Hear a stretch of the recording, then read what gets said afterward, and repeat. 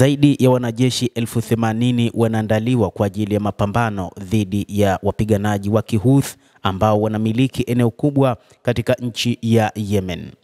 Hata hivyo, wanajeshi hao ambao wamepangwa watapambana kwa ajili ya kuiokoa bandari ya Hodeida ambayo ipo chini ya mamlaka ya Wahouthi katika nyakati hizi. Serikali ya Yemen inaripotiwa kujiandaa kufanya mashambulizi makubwa ili kuiteka tena bandari ya Hodeida iliyopo magharibi mwa Yemen, na hii ni kulingana na ripoti iliyotolewa siku ya Ijumaa katika vyombo vya habari vya serikali ya Imarati. Serikali ya Yemen inayotambulika kimataifa inajiandaa kukusanya karibu wanajeshi 80,000 kwa kile ambacho kitakuwa shambulizi kubwa zaidi la vita vya wenyewe kwa wenyewe, kulingana na taarifa za Dr. Abdulaziz Sagir, mwenyekiti wa kituo cha utafiti cha Ghuba kilichopo Saudi Arabia siku ya Ijumaa. Kwa ufahamu wangu bora, kuna maandalizi ya karibu askari 80,000 kutoka katika serikali halali ya Yemen katika maeneo tofauti ili kuchukua Hodeida, Sagir alisema. Serikali ya Yemen inaripotiwa kujiandaa kufanya mashambulizi makubwa ili kuiteka bandari hiyo.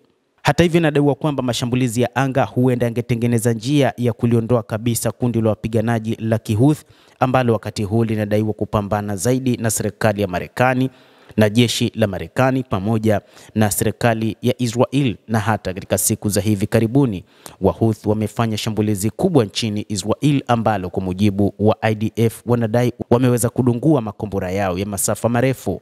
Gazeti la serikali ya Imarati The National limeripoti siku ya Ijumaa kwamba mashambulizi mapya ya anga dhidi ya Wahouthi kwa ujumla, lakini hasa eneo la Hodeida, yatasaidia kuandaa njia ya shambulizi lijalo, na ripoti zikionyesha kwamba makombora yataua Wahouthi kadhaa muhimu.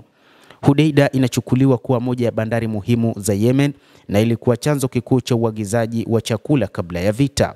Hata hivyo, Dr. Sagir aliashiria mkutano kati ya makamanda kutoka Marekani CENTCOM na Jenerali Michael Eric Kurilla na mkuu wa majeshi wa Yemen Luteni Jenerali Saghir Hamoud Ahmed Aziz ambaye yupo nchini Saudi Arabia, na hayo mazungumzo yalifanyika huko Saudia. Kurilla alitembelea nchi kadhaa za Mashariki ya Kati katika wiki za kwanza za mwezi wa Aprili, ikiwemo Israel, Jordan, Qatar, Umoja wa Falme za Kiarabu na Saudi Arabia. Wiki iliyopita ilidaiwa kwamba Saudi Arabia pamoja na Umoja wa Falme za Kiarabu walitekeleza shambulizi ambalo lilisababisha mauaji ya watu kadhaa, na baadaye UAE kwa maana Falme za Kiarabu walikuja kukataa kwamba hawajahusika na mashambulizi hayo. Hata hivyo, taarifa zaidi zinasema Marekani itakuwa ikitoa uchunguzi wa anga na ndege zisizokuwa na rubani kwa vikosi vya serikali ya Yemen kwa ajili ya mapambano dhidi ya Wahouthi.